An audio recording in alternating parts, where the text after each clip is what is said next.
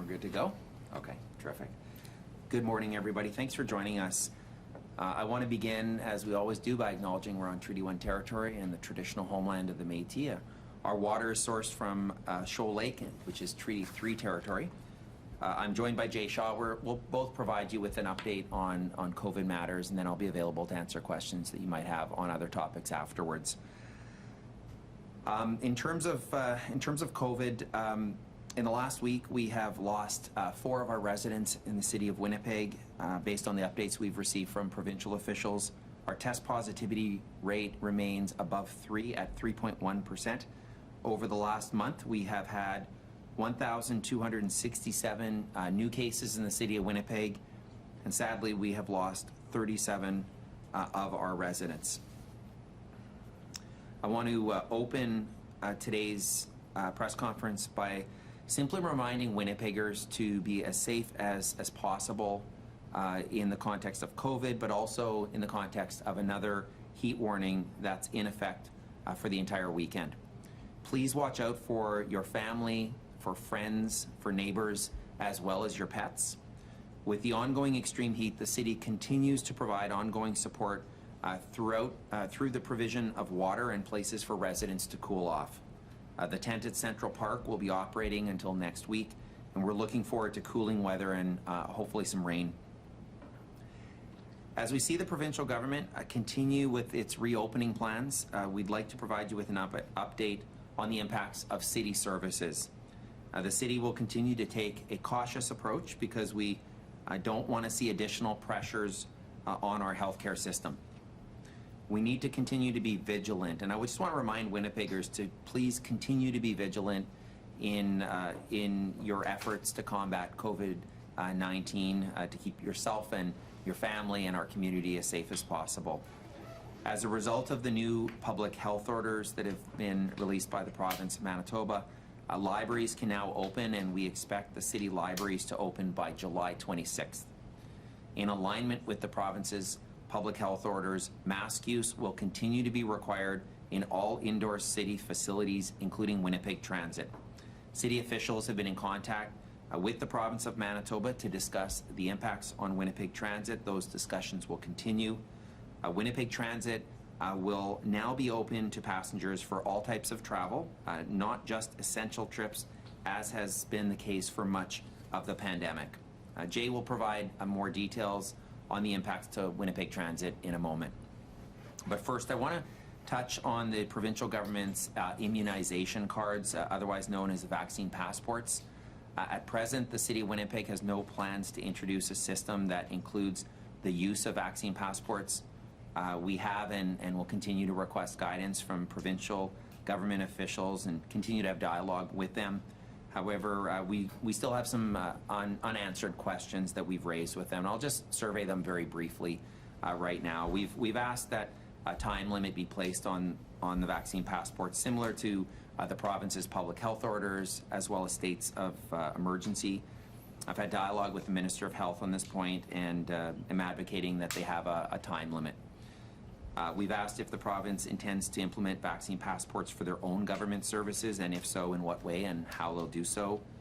We've asked or will ask if the province will be implementing this at the legislature, whether or not the province is recommending that municipalities institute vaccine passports for our government services, and whether the province has consulted proactively with the Ombudsman of Manitoba, who I've had direct dialogue with, and just want to thank the Ombudsman for the guidance and the input that she's able to provide Manitobans for the purposes of not only vaccine passports, but just with matters in her authority as she does throughout the year.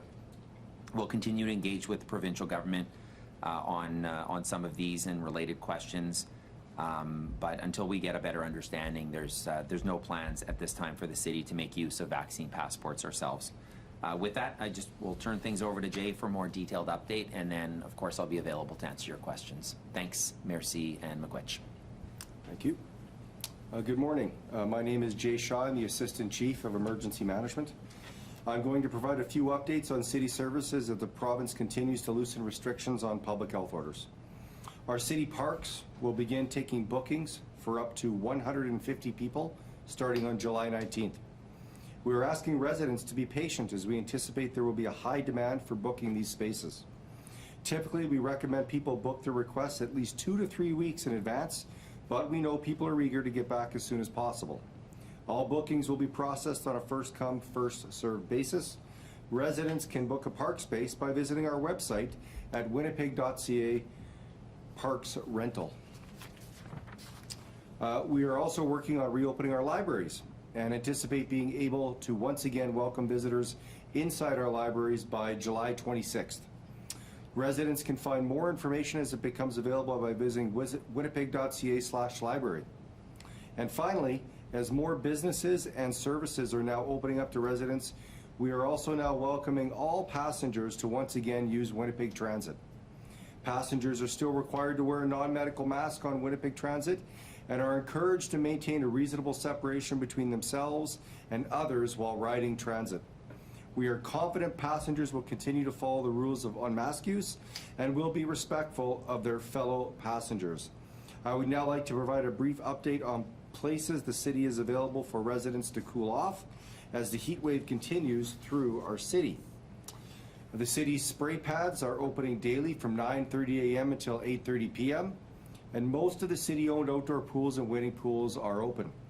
A complete listing of all open aquatic facilities can be found at winnipeg.ca/pools. The city is also working to provide heat relief for some of our most vulnerable residents. Water tanks with potable water will remain near the locations of the Salvation Army at 180 Henry, the Broadway Neighborhood Center at 185 Yonge Street, the Magnus Eliason Recreation Center and Spence Neighborhood Association at 430 Langside Street, and the Bear Clan headquarters at 585 Selkirk Avenue. These water tanks are replenished regularly and are available to anyone who is looking for water. We continue to work with our partners at the Downtown Community Safety Partnership to have a tent set up in Central Park to provide bottled water for neighborhood residents. This site is available daily from noon until 8 p.m.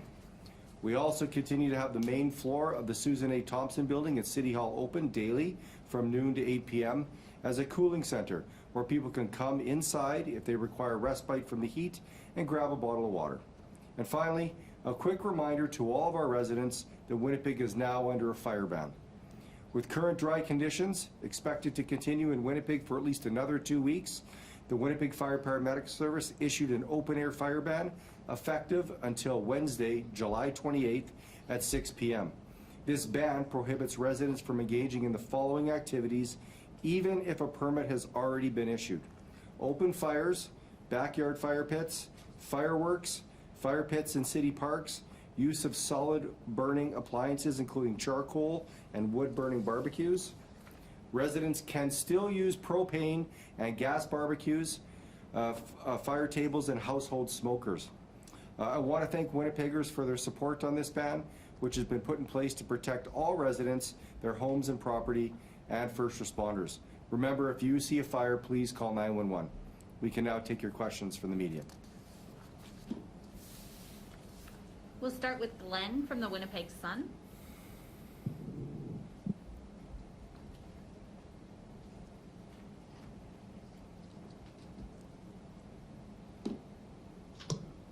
Hello, good morning. Hey, Glenn. Are you feeling any frustration with, you talked about the, I don't want to put words in your mouth in terms of the vaccine passports, the communication between the city and the province on that. Can you express whether, are you frustrated by that, or is that, how do you view that a shortage of information? I may have missed parts of your question, so I'll do my best to answer, Glenn. If I'm not answering directly as a result of not being able to hear you as clearly, just let me know. I've had a couple discussions now, a couple Zoom calls with Minister Stephenson. I appreciate the dialogue. I've had the opportunity to raise some of the questions and raise some of the concerns. I appreciate the accessibility. She's been open to that dialogue, and I've raised issues as I know others have, and hopefully we'll be able to get some additional clarity. And we're also looking, of course, at what the province is doing with respect to its own facilities, and that will also be instructive, I think, for Manitobans. So, appreciate the dialogue. We're raising issues that we think are relevant to the implementation of the passports. I haven't opposed the fact that there are passports. It's really a question of how and when they're implemented. But at this stage, we wanted to just let people know that we're having the dialogue and that there's no current plans for city services to be utilizing them. Glenn, do you have a follow-up question? So, yes. Can you speak to the heat situation? Obviously, the city's opening facilities for vulnerable individuals. Can you speak any more to that in terms of, the efforts the city's putting for vulnerable individuals in our community to get out of the heat? Yeah, I mean, this is one that requires a community response, and we're trying to do what we can with the resources and jurisdictional responsibilities that we have. I want to thank all those frontline agencies in the community that throughout the year, whether it's extreme cold or extreme heat as we're facing right now, vulnerable Winnipeggers and unsheltered Winnipeggers need our care and attention. And so city staff have really been stepping up, as well as our partner agencies like the Downtown Community Safety Partnership. We continue to have dialogue with provincial government officials, given that healthcare, social services, and housing are areas of jurisdictional responsibility for the province. So we've been having increased dialogue with them just to increase their own engagement, and appreciate that dialogue. We'll continue to do so. I think there's more that all levels of government can do in times of extreme weather. But in the meantime, opening up the Susan A. Thompson building at City Hall, making water available, the tent, of course, at Central Park. These are all measures that we're doing above and beyond what we've done historically for a couple of reasons. One of which, of course, is we're in a pandemic, and over at least recent months, many of the facilities that vulnerable Winnipeggers would be able to seek reprieve from extreme weather haven't been available. And so, of course, that's changing with the changing provincial public health orders, but we're trying to do what we can to help fellow Winnipeggers right now. Yeah, and I would just add that I don't know if we're going to break any records for heat overall for the whole summer in terms of days over 30 degrees, but it's looking that way.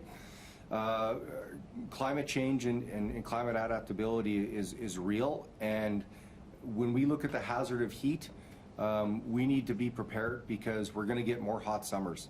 And so this is one of the things that we can do, is to start making sure that we're providing these cooling spaces and looking towards making sure that the hazard of heat, which is quite dangerous, when we start talking about heat cramps, heat exhaustion, heat stroke, we've seen some temperatures in the mid-30s and with humidity and without humidity, and heat can be dangerous. So I'd like to encourage people to check on their neighbors, make sure we're staying hydrated, take lots of breaks when you're working outside. Stay in the shade, slap on a hat, slap on some sunscreen, and stay as cool as you can, because it can sneak up on you, and before you know it, you can get dehydrated, and before you know it, you're dizzy, and the impacts of heat are real. And I would just encourage people to take this seriously. While we haven't seen the temperatures in British Columbia or through the heat dome in the high 40s, those are possibilities, but heat can cause severe illness and death, and we want to make sure people take this seriously. So thank you for asking the questions and to continue to talk about heat safety, because it's important. Jeff from CTV. No, I'm going to wait for the plans. Okay, thanks. Joyanne from the Winnipeg Free Press. Hello. You said libraries are opening July 26th. The province is allowing them to open on Saturday. Why not go ahead and open them on Saturday or sooner than July 26th? Yeah, so Joanne, we just got the public health orders yesterday in terms of being able to interpret sort of how we operationalize. We have been doing holds pickups and some operationalization of library services, but getting staff trained up and making sure that we have everyone available, that takes time. So we're looking at the 26th at the latest. If we can get things open early, we will, but we're looking for an opening date of the 26th right now.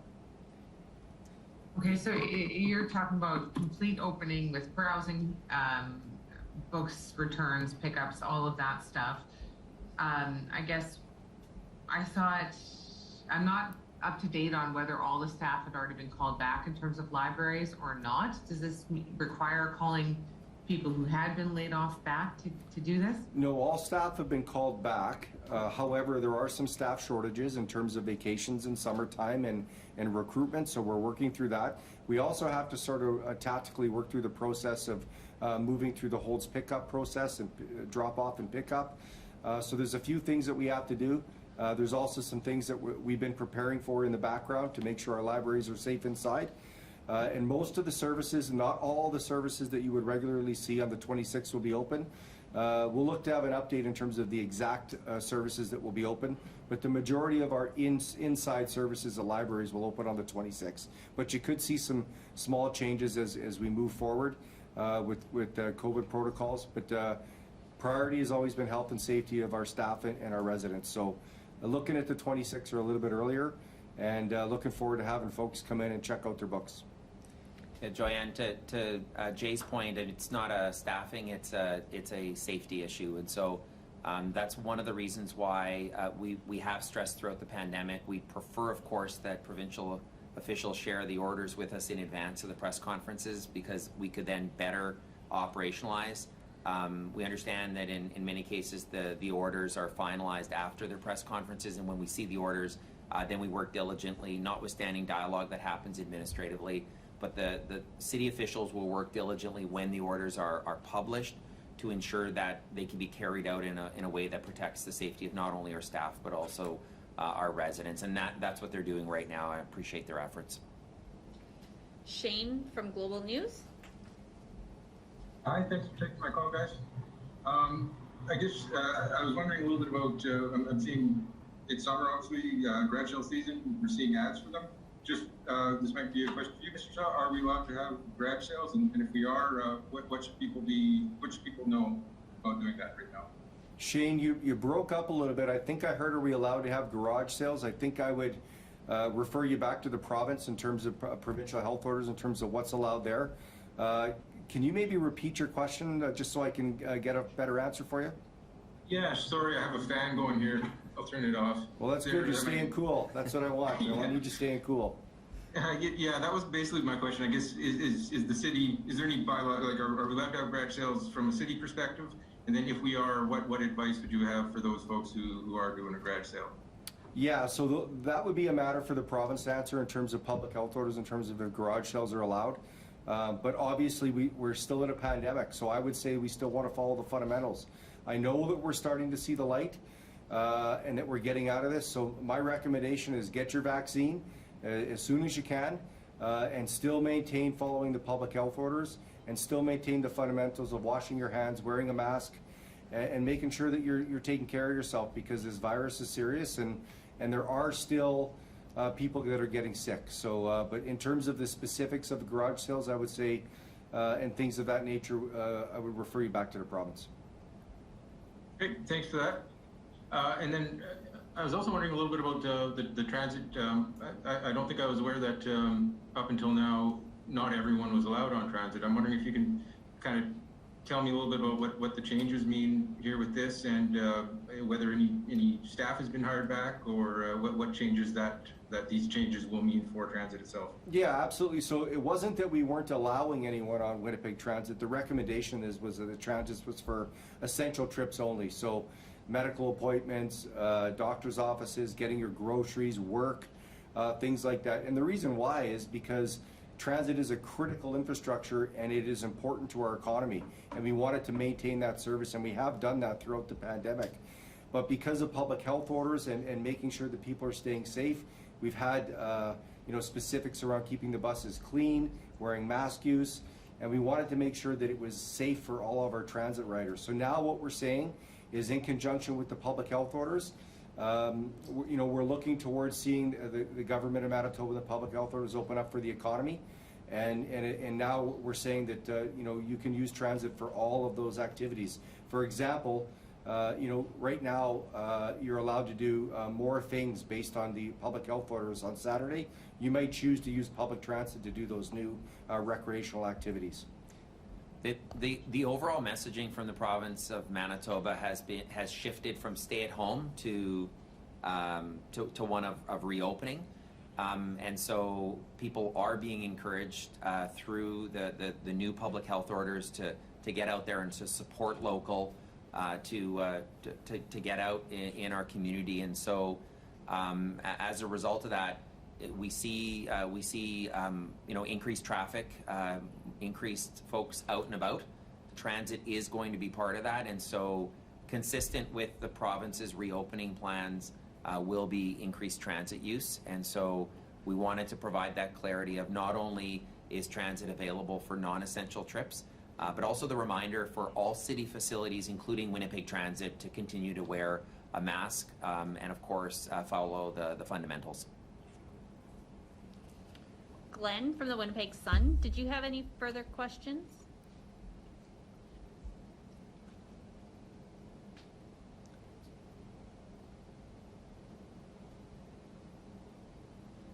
I mute myself. Yes. Actually, all I had was a political question, so I don't. Okay. Yeah, we'll come order back this part. to those Yep. after. So thank you, Glenn. I'll put you there. We'll let Jay take the difficult ones afterwards if he can. Joyanne from the Winnipeg Free Press, did you have any further questions? Yes, I do. So you said staff training has to happen, but the staff are existing staff, it sounds like, 'cause they've already been called back. So what exactly still needs to happen before libraries can reopen safely in your view? So with the new public health orders, I believe we're at 50% capacity. So we're gonna have to rearrange some furniture. We're gonna have to make sure that our pathways and everything set up in the libraries makes sense so that we can have a good flow. So that's sort of some of the things that we're working on now. But again, the public health orders just came out, so it's gonna take time. We have 20 libraries, and we have to make sure that everything's safe. Okay, and they'd all be opening on July 26th? I believe so, yep. And how many weeks have they actually had to stay closed? Was it, I'm racking my memory if it was ever open to browsing at all during this whole thing, or if it's been closed really since March 2020 in terms of browsing. Let me get back to you on that in terms of the exact timeframes. There might have been a brief opportunity there in between waves where I'd have to go back and check about all the where we were at for fully open services, but we'll get you that answer, Joanne. And I guess, is there, I just wonder where this falls in terms of the need to provide city recreation services and access to libraries versus the public health threat, because there have been a couple times when the province has said we could reopen, we stuck to curbside pickup. Yeah, can I get you to repeat the question? Sort of a statement there, but I'm trying to get to understand what you're looking for. I'm wondering what time frames there were during that whole period when libraries could have opened under provincial rules, but didn't because of safety concerns. Okay, so I think we got to get some dates for you is what we're looking for, so. Yeah, and then I guess the other piece of that, I kind of double loaded that question, I think. The other piece of that is just the access to city service piece and how that factors in. Yeah, so right now, if you saw in the public health orders, Joanne, that recreation services as well increased from 25% to 50%. So again, we're going to be looking at that with our community service and recreation staff and library staff and make sure that we're following those public health orders and making all those block times available and increasing our capacity so that people can use those services. So there will be some slight changes. It's going to get busier for our recreation services using our pools and some of our indoor recreation facilities, and we'll work through that. But those are some of the reasons when there's a public health change in capacities. We do need time to be able to assess, figure things out, make sure that it's safe inside, and work through those processes. So. Okay, and maybe that's a question for the mayor as well. Has there been concern that, and maybe you even get complaints from the public, that these have been closed longer than they had to? Well, I mean, the orders were just released, I think, in the last 24 hours. And so there's a lag time between the provincial government's press conferences and when the orders are released. We typically do have questions from the public because they'll hear the press conferences and expect that the services can respond immediately. And the reality is we need to ensure that we see the orders, they're published, and then our staff work to ensure the letter and spirit of those orders are implemented in a safe way. And so there is that lag time. That's been a frustration of ours. I would have, ideally, and I've expressed this to the Minister of Health and Minister of Municipal Relations, ideally it'd be great if the orders could be shared in advance so that governments can roll out the orders in a more coordinated fashion where there isn't that lag time. But our understanding is the orders often aren't finalized by the province until well after the press conference that they have, and so we wait for them to be released and then we react as quickly as possible. And I think our citizens have been extremely patient, and I do appreciate that. I know all of us, myself included, want to get the libraries open as quickly as possible, and appreciate the efforts of our public service to ensure that when they're open in as safe a way as possible for everyone's benefit.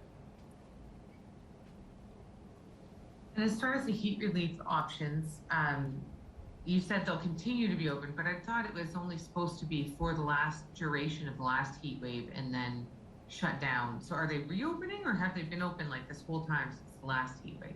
Yeah, they've been open the whole time, and the main reason for the change, well, not necessarily change, but that we're continuing is the forecast looks like it's still going to be well into the plus 30s for the next 10 or so days. So the problem that we're seeing, Joanne, is that the extreme heat warnings, our temperatures are variably right now are touching and coming in and out of that extreme heat. So it's not a really good service to close things and reopen them the next day, close things and reopen them the next day because of when the heat warnings are. So we're basically right now taking approach that it's been hot the last 2.5 weeks, and we want to be able to provide that service because it's needed. We're seeing increased temperatures throughout Canada this summer, and especially here in Winnipeg, and heat is dangerous. So we are providing this additional service. So right now, we're looking at extending and keeping going with City Hall and the Central Park tent, and we'll take a look and evaluate as we go through. So. Okay, so that actually has carried through right since the last heat wave, the access to Susan A. Thompson building, the water tanks, and the water bottle tent? Correct. All of that's been ongoing the whole time since the last heat wave? Correct. And Did you have any further questions, Joanne? no, that's it for me. You're at good the there? moment. Okay, just before G bolts, I want to double check. Shane from Global News, did you have any further questions? No, I think I'm okay, thanks. You're good too? Okay, perfect. We'll just let Jay go, Thanks, and Jay. then we will Yep. open up to political.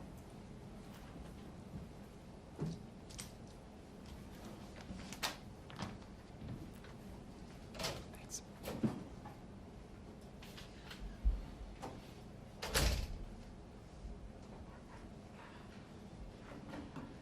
Okay, we're good to go. Happy to, I think we'll just move to open format, so happy to take your questions that you might have on other topics. So I just wanted to get you, Mr. Mayor, on what we witnessed yesterday at the Manitoba Legislature. The comments from the new Indigenous Reconciliation Minister, and then I guess the interruption by Wab Canoe. I'd like to get your thoughts on that whole event. Yeah, it's called the Truth and Reconciliation Commission report for a reason. There can be no reconciliation without the truth.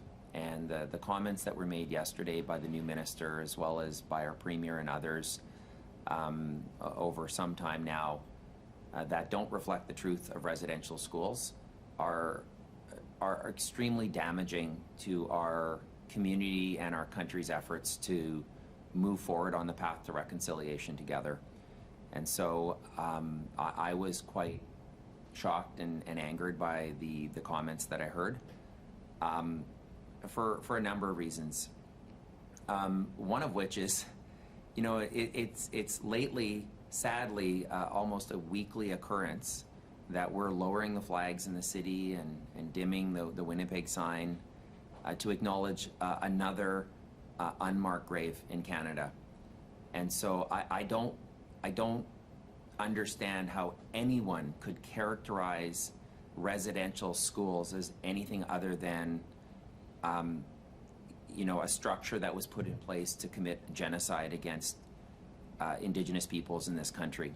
And so comments that in any way are intended or are perceived to marginalize the impact of residential schools and the intergenerational trauma that has been inflicted on our peoples, but and I mean that broadly.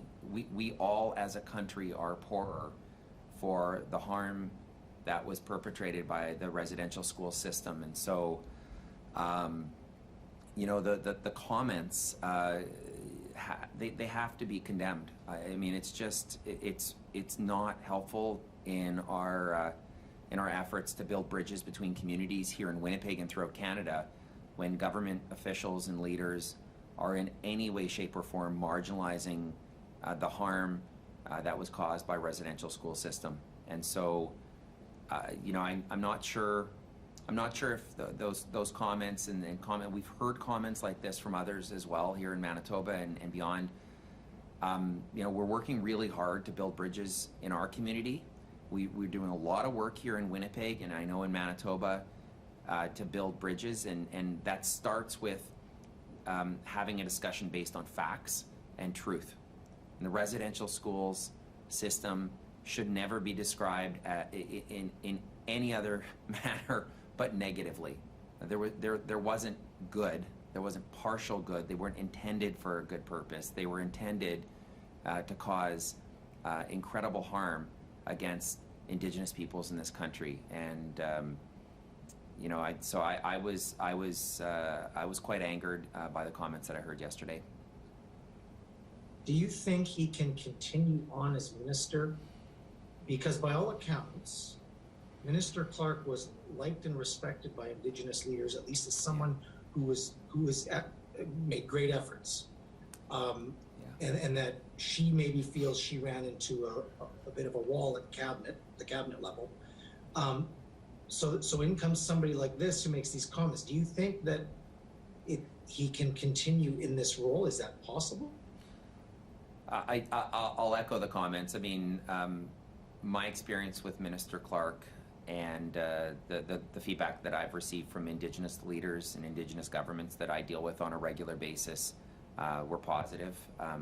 People have articulated to me, and I'm talking specifically about Indigenous governments and Indigenous leaders, that she was accessible and was good to deal with, and continues to be good to deal with. You know, I'll echo those comments. I've always had a good relationship with her. You know, ultimately the decision of who is in or not in the provincial cabinet is, you know, that rests squarely on the shoulders of the Premier, and that's a decision for the Premier. I mean, the comments that we heard yesterday seem to echo comments that the Premier has made, so I wouldn't expect a change right now, but that's ultimately the Premier's decision. So I'll ask it this way: did the Premier make a good choice for cabinet for that position? I'm sorry, Jeff, you cut out there. Sorry, did the Premier make a good choice for cabinet for that position?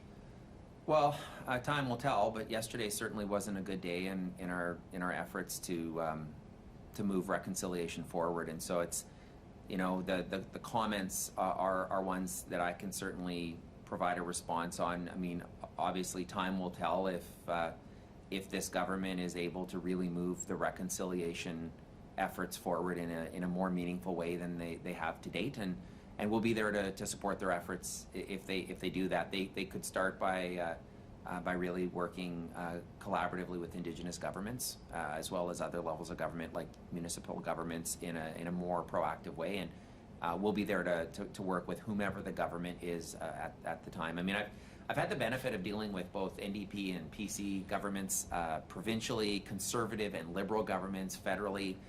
You know, one of the regrets that I have right now is just witnessing how reconciliation efforts can at times be viewed in a partisan lens.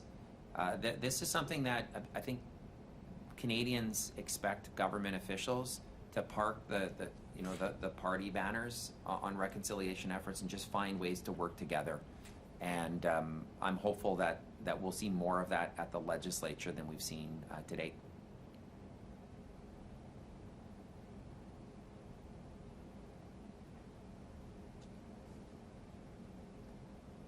Anybody have any further questions? Glenn Dawkins from the Sun. I've got Go ahead, Glenn. one. Jeff covered most of what the rest of us were after. The one question I do have is, have you expressed this to the Premier, to the government, what you've expressed today in terms of your displeasure with the comments from yesterday? When I have raised in the meetings that I have had with the Premier previously, I've raised reconciliation matters in no uncertain terms, and so you know, at the next opportunity to speak directly with the Premier, I will once again raise these and other related issues with him.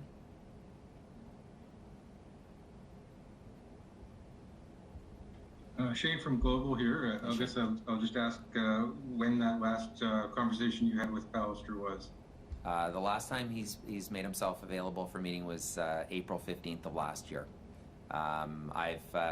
I've continued to reach out and request meetings directly with him in the meantime, and I'll continue to do so. But the last time we've had direct dialogue was April 15th of last year. We did a joint press conference on some of the COVID enforcement measures together, and so that was the last time.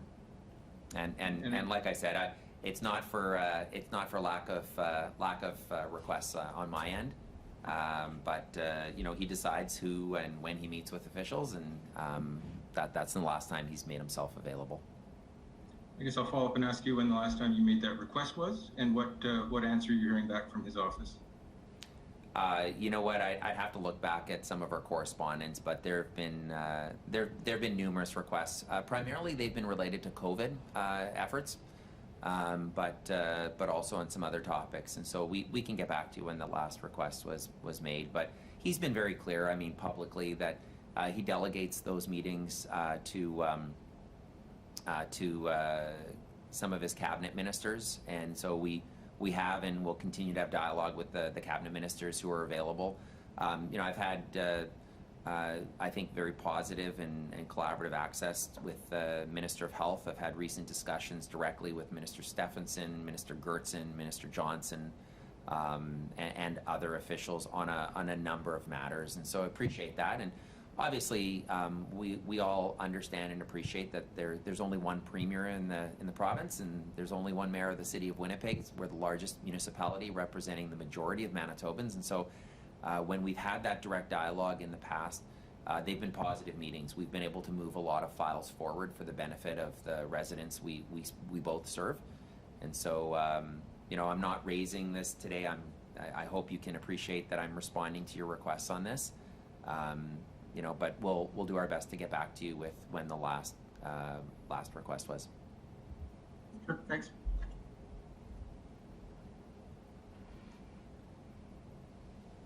Okay, you guys good? Have a great weekend. Thank you. Thank you. Okay, take care, everyone. Bye, thanks a lot. You bet. Thank you. Yeah, bye, guys.